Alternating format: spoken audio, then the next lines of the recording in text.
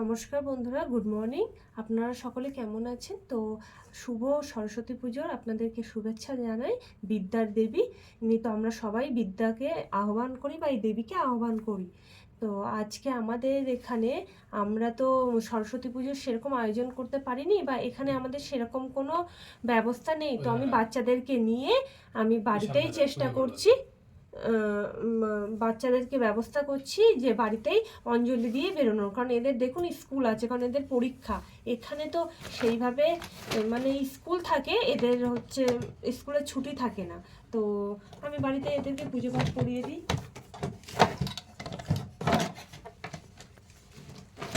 থাক, এখানে ফুল দেবো।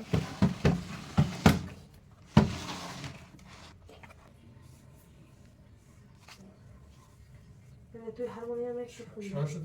সরস্বতী মন্ত্র আছে দেখছি, এটা আছে হয়তো এখানে না। ঠাকুর তোমাদের হারমোনিয়ামে একটু দাও, শোনো। একটা বই দাও তো। বুক দে রূপম, একটা বুক, তোর একটা বুক দে, বোন একটা বুক দে। বুক দে। দেখুন সিংহাসনটিকে সুন্দর করে সাজিয়ে নিয়েছি সাদা ফুল দিয়ে। বিদ্যার দেবী মা সরস্বতী দেবীর অত্যন্ত প্রিয় ফুল বা রং সাদা রং, সেটি দিয়েই সুন্দর করে সিংহাসন সাজিয়েছি। বা পাশে আমাদের যে হারমোনিয়াম আছে সেখানেও সাজিয়ে নিয়েছি। আর বই রেখেছি দুটো বাচ্চাদের, তো সে তার উপরে মেয়ে ফুল দিয়ে সাজাচ্ছে। ধূপকাঠি জেলে নিয়েছি। অগত্যা কোনো দেবীর ফটো বা ছবি না পাওয়ায় মাথায় আসলো ডিজিটালের কথা। এখনকার যুগের যেটা নিয়ম সেই অনুসারেই গা ভাসিয়ে দিলাম ডিজিটাল যুগের সাথেই। তো হাজব্যান্ডের মাথায় আসলো, সেই জন্য দেবী সরস্বতীর ফটো আমরা ডিজিটালে মানে ট্যাবে বের করে নিয়ে সেখানেই আমরা পুজো পাঠ সারলাম নিজেদের মতন করে।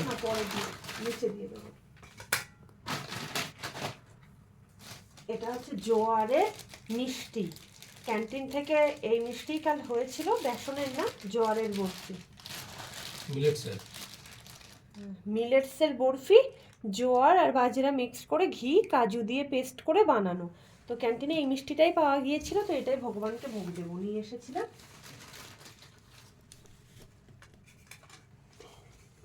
চরচর শহরে কুচ যুগ শোভিত মুক্তাহারে বিনা রঞ্জিত পুস্তক হস্তে ভগবতী ভারতী দেবী নমো হস্তে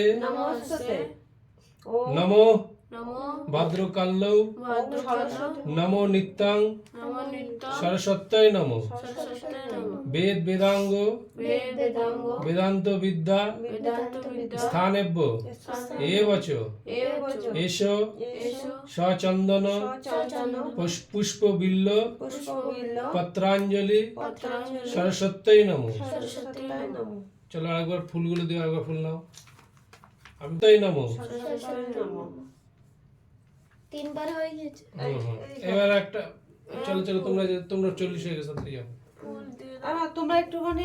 শ্বেত পদ্ম সেনা দেবী শ্বেত পুষ্প শোভিত শ্বেতা স্তম্ভধরা নিত্যা শ্বেতাঙ্গুনেতরা শ্বেতাঙ্গ সূক্ষ্ম হস্তা চ শ্বেত চন্দন চর্চিতা শ্বেত বীণাধরা শুভ্রা। সাদা ফুলগুলো পাওয়া গিয়ে ভালো হয়ে যাচ্ছে। আরতি কর না বাবা, তাড়াতাড়ি করে নে, তাড়াতাড়ি নে, স্কুলে যেতে হবে তো, বাস চলে যাবে আবার। এবার এবার হাত রাখ, হাত নমস্কার কর এবার দুজনে। এবার নমস্কার করে বল, নমস্কার করে বল মুখে আমি যা বলছি। হে সরস্বতী মা, আমাদের বিদ্যা দাও, বুদ্ধি দাও, জ্ঞান দাও, বৈরাগ্য দাও। আমরা মন দিয়ে যেন পড়াশোনা করি, সবার সাথে যেন সুন্দর ব্যবহার করি। আমি যা পড়বো সব যেন আমার মনে থাকে, আর জীবনে সব জায়গায় সফলতা পাই। হে ঈশ্বর, আমাদের পরিবারকে সবাইকে ভালো লেখো। সারা বিশ্বের মানুষকে কল্যাণ রেখো, ভালো রেখো। ওং সরস্বতী নমঃ, ওং সরস্বতী নমঃ, ওং সরস্বতী নমঃ। যাও তাড়াতাড়ি যাও। কারণ আমাদের সরস্বতী ঠাকুরের ছবিটা কেমন আছে, এটা আমি আঁকেছি রাত্রিবেলায়। কোথায়? ওই যে ওরা বেরিয়ে পড়েছে স্কুলে যাওয়ার জন্য, নাহলে লেট হয়ে যাবে। আর এদিকে মেয়ে বেরোবে।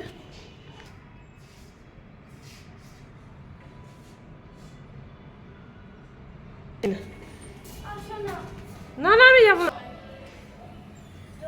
দুটোই খুলে। বাগদেবীকে আহ্বান করার একটা ছোট্ট প্রকাশ।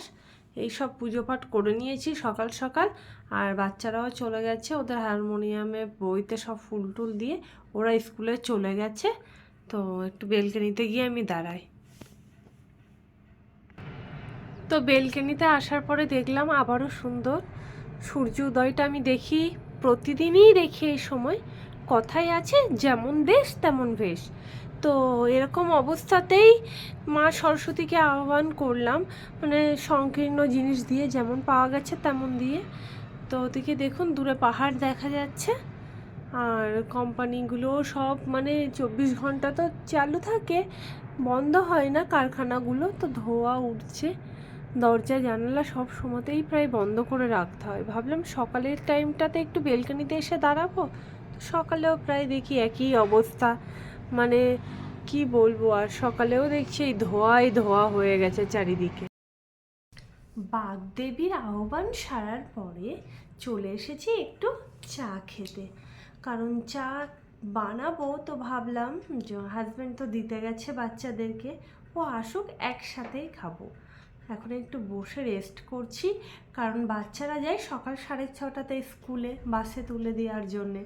তো আমি তো ভোর 4টেই উঠেছি, উঠে ঘরবাড়ি পরিষ্কার পরিচ্ছন্ন করে, ঠাকুর মন্দির পরিষ্কার পরিচ্ছন্ন করে, সেখানে পুজোর সামান্য কিছু, ওই সামান্য বলতে জোড়াতালি দিয়ে যেটা বোঝায়, যেমন দেশ তেমন বেশ, সেই জন্যে এখানে যেমন হাতের কাছে যা পেয়েছি সেটুকুনি সামর্থ্যের মধ্যে জোগাড় করেছি। অনেক সময় সামর্থ্য থাকলে বা টাকা থাকলেও যে জিনিস পাওয়া যাবে তেমন কোনো কথা নয়। তো খোঁজ করেছিলাম মা সরস্বতীর একটা পিকচার পাই কিনা, পেলাম না বলে অগত্যা হাজব্যান্ড কি করলো, তার ট্যাবে মা সরস্বতীর একটা ফটো বের করে দিল, বলল এখন তোমরা মন খুলে প্রার্থনা করো। তো তারপরে করলাম, মা সরস্বতীকে আহ্বান করলাম। বাচ্চারাও খুব মানে মনোযোগ সহকারে অঞ্জলি দিল। আর জানেন পুরোহিত মশাইকে প্রথমে তো মা মানে আমি করছিলাম, তারপরে হাজব্যান্ড বলছে হচ্ছে না তোমার, আমি বলছি বলে অর্ধেক রাস্তা থেকে সেই বলা শুরু করে দিল। তো দেখলেন আপনারা মোটামুটি কেমন পুজো পাঠ করলাম, যা করলাম। অন্তত মা তো আর আড়ম্বর বোঝে না, মা বোঝে মন বাচ্চাদের, বিদ্যার্থীদের মন। বাচ্চারা মন দিয়ে ডেকেছে, আশা করি এতেই হবে। তো চলুন চা করে খাই, তো আপনাদের সাথে পরে আবার আসছি।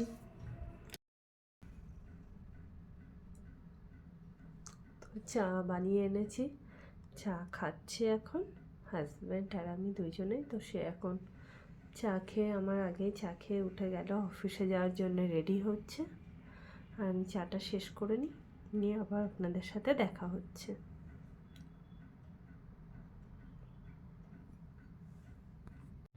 পুজো পাঠ সারার পরে চলে এলাম রান্নাঘরে, কারণ দুপুরের রান্নাবান্না তো করতেই হবে।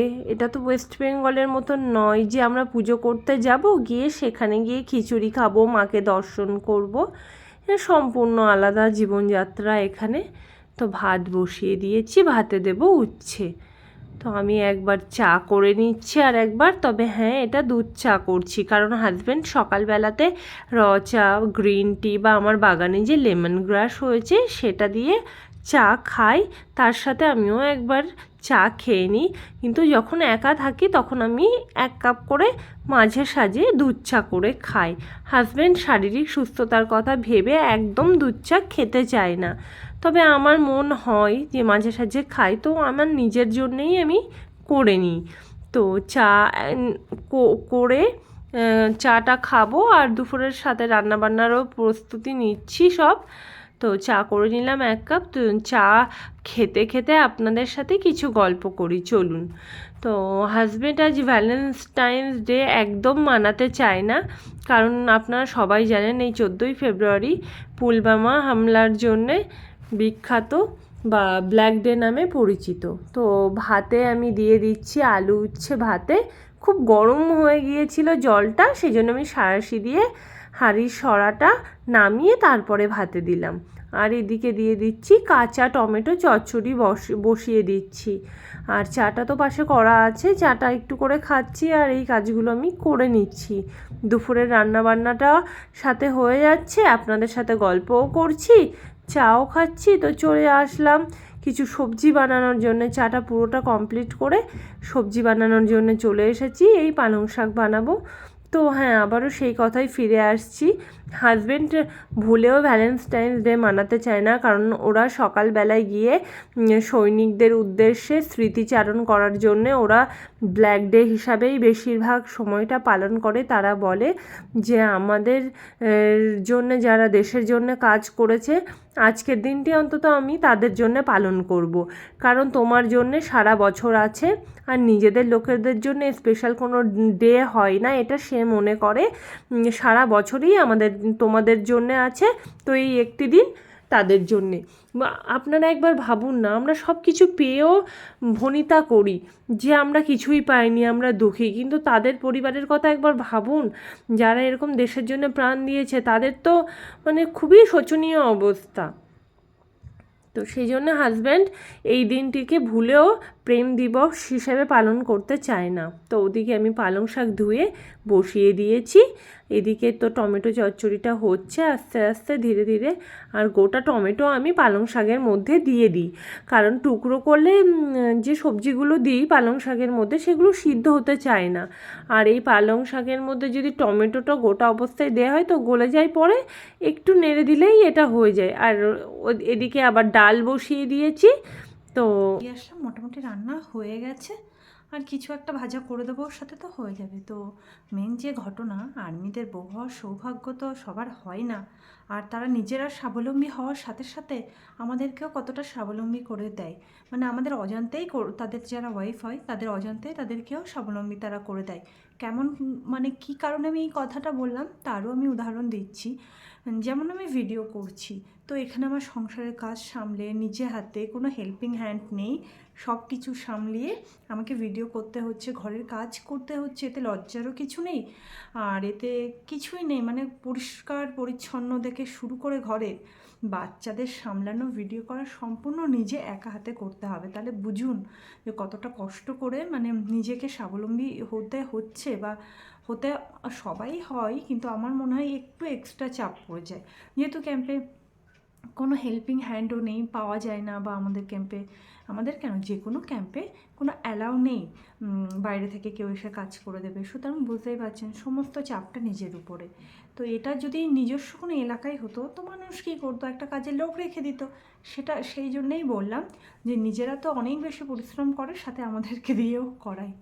তো রান্নাবান্না হয়ে গেলে আসলে খেতে দেবো। তো ততক্ষণে একটু বসে বা অন্য কোনো কাজ থাকলে অন্য কোনো কাজটা সেরে নিই। আপনার সাথে থাকুন। মা দিদিমারা বলতো পুরুষ মানুষকে সবসময় পঞ্চব্যঞ্জন সাজিয়ে খেতে দেওয়া উচিত। তা রোজ তো আর পঞ্চব্যঞ্জন জোগাড় করা সম্ভব হয় না, আজ হয়েছে।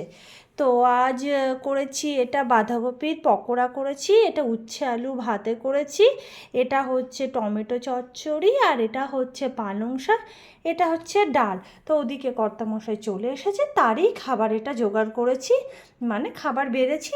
তো তাকে এখন খেতে দেবো, আমরা খাওয়া দাওয়া করি, পরে আপনাদের সাথে আবার দেখা হচ্ছে। তাহলে আমরা ভ্যালেন্টাইন্স ডেকে ব্ল্যাক ডে হিসাবেই সৈনিকদের উদ্দেশ্যে পালন করলাম। আর সরস্বতী পুজোটা ডিজিটালভাবে করলাম। তো এইভাবে সারা পুরো দিনটি আমাদের কেটে গেল। তো আপনাদের আমার ভিডিও যদি ভালো লেগে থাকে সাবস্ক্রাইব করবেন, লাইক শেয়ার কমেন্ট করবেন। আর আপনাদের সাথে দেখা হচ্ছে নেক্সট ব্লগে। ততক্ষণ পর্যন্ত আপনারা সাবধানে থাকবেন, সুস্থ থাকবেন, এবং আমার ভিডিওগুলো আরও দেখতে থাকবেন, আমাকে সাপোর্ট করতে থাকবেন। তো আমি আপনাদের অনুপ্রেরণায় আরও এগিয়ে যেতে চাই। আশা করি আপনাদের আমার ভিডিওগুলো ভালো লাগছে। তো আপনারা এইভাবে সবসময় আমার পাশে থাকবেন। আর আপনারা আশা করি দেখতেই পাচ্ছেন যে এখানের কালচারটা কেমন। আশেপাশে তো কারোর বাড়ি পুজো হয়নি। তো আজকের ব্লগটি আমি এখানেই রাখছি। Tata, bye bye.